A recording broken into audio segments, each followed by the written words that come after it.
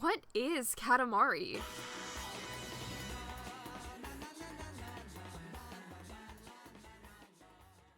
Katamari Damacy was released in 2004 for the PlayStation 2, created by Keita Takahashi, who pitched the idea originally and created the demo whilst working at Namco.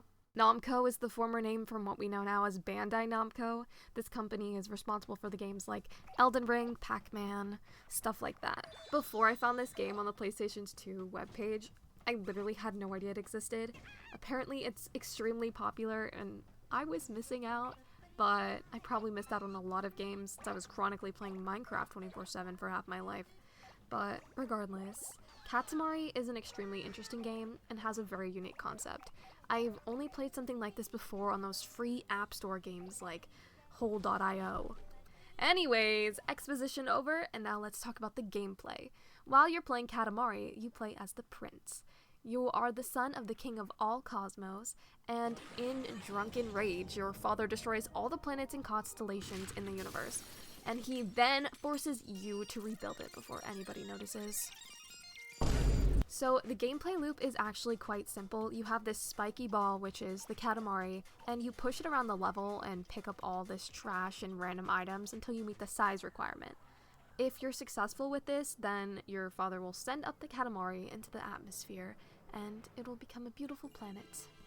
But if you fail, your father is exceedingly disappointed in you for not fulfilling his expectations, and he will verbally berate you until you're on the floor crying and there's a thunderstorm. I really love the art direction in this game, and one of my favorite things is actually the rainbow road. I love the colors, and I love magical rainbows in media. It's my favorite trope, and I don't see enough of it. Some levels involve cleaning up rooms, going through town, and also schools. This game is very indiscriminate. You can really collect anything and everything, from food to entire land masses. I only really found myself losing on a couple levels, but if I did, the second time around was more than enough to win. I just always made sure to skip the extra time at the end because I'm not waiting around. This game felt pretty short, but I do like how the constellations, you have to collect either a bunch of crabs or a bunch of people. I think that is like a really unique concept, and I did enjoy that aspect, but overall it felt very repetitive and kind of uninteresting at times. The game also proceeds with a little mini storyline throughout the levels, and the story follows a family who's going to watch their husband, who is an astronaut, get launched into a rocket into outer space. But unfortunately, the moon is obviously gone thanks to this guy. Overall, I'd probably give this game a 6 out of 10. I didn't enjoy it too much, but I did like that it's unique and something new. Also that it was quite short and easy to play.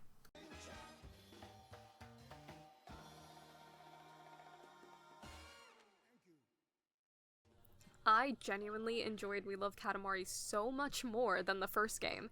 It feels kind of crazy to say that since the original is such a cult classic, but in the second game, they really took everything about what made Katamari good and just amplified that, while also removing all the really annoying parts. One of my biggest pet peeves was when I needed to turn around like a 180, and you could not do that easily. But in the second game, they implemented if you press down on both sticks, you're able to just flip around to the other side, and that was such a lifesaver and made the game so not bulky anymore and actually fun. They also really improved upon the select screen.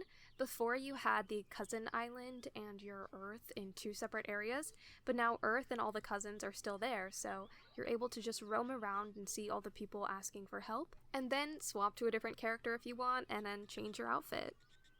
The first biggest change that you can see immediately in the intro screen is that there is a new character. It's the King of All Cosmos' wife, and our mother, technically.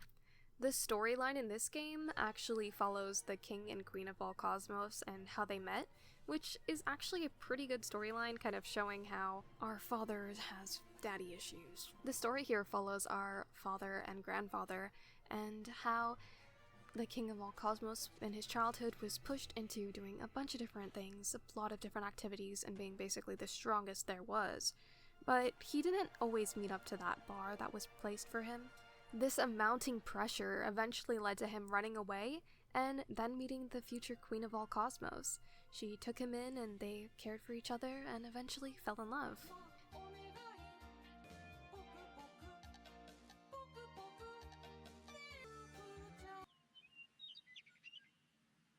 Visually, all the art has even improved now. His design and her design look just so great, and together it's such a good combo of yin and yang. I also much prefer this little dialect cutscene more than the last one. Below we were at a very low angle, but now we're just sitting on his toesy woesies, which I think is hilarious, and I absolutely love the foreshortening here.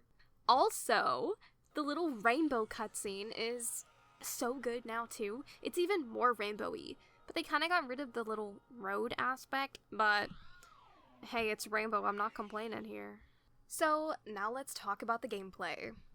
Each of the levels are so much better now and more unique. They actually have different mechanics which you're able to explore, and it's not the same, oh, I'm just rolling up things anymore. One really fun one I found was actually the campfire one. This is basically where you are lit on fire and you have to make sure that you're rolling up stuff to say combusting, and you have to make your way up to the massive bonfire and be able to light it up. So you don't actually know what size you need to be, you just know that you need to get there and be big enough to eat it. I also had a lot more fun changing my character in this one. To be honest, I don't even know if you can change your character in the first game. I tried.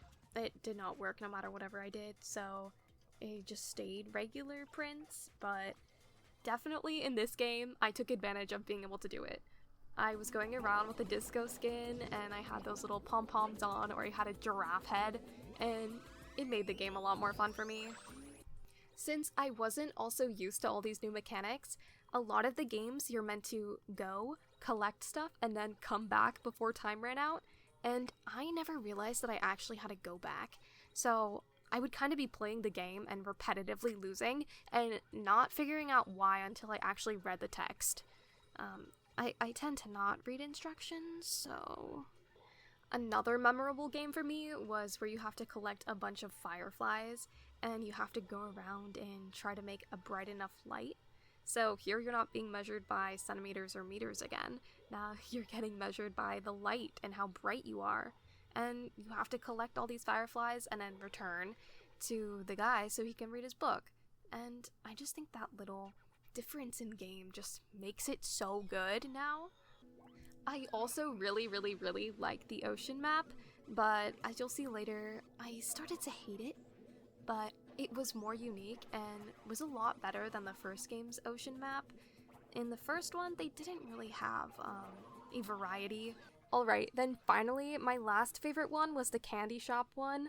Basically, you have Hansel and Gretel, and you have to go around and eat up all the candy while running away from the evil witch chasing you around. And you have to get as much as you can, because then you have to go up and you have to eat them. What they want is to be eaten by you. So, yeah, that was really funny. That was one that I was stuck on because I didn't know I had to go back. But I was set on clearing every single item from that one, though. I'm not gonna spoil any more games, but I really recommend playing Wheel of Katamari. In order to finish this Katamari game, you actually need to collect enough planets and do enough missions, so then you can go up into the universe, eat up all the planets, and then launch yourself into the sun. As soon as you eat up the sun, then you win. But after I finished this game, I decided to do a little bit of research as I was starting to work on this video, and I realized that I missed a level, that there's actually some bonus content. And I found out that in order to get to the hidden level, you needed to collect every single cousin. And now, this might not be annoying for someone starting at the beginning of the game, but I had already done about 40 of these levels, over and over again, starting to lose my mind, trying to figure out how to beat the game. And as I was already losing my sanity from just basically finishing it, and doing the same thing over and over and over again every single day for about 5 hours, I found out that I had to go back and do it all over again. In the first Katamari game, Katamari Damacy, at the end of the level, you were able to leave early.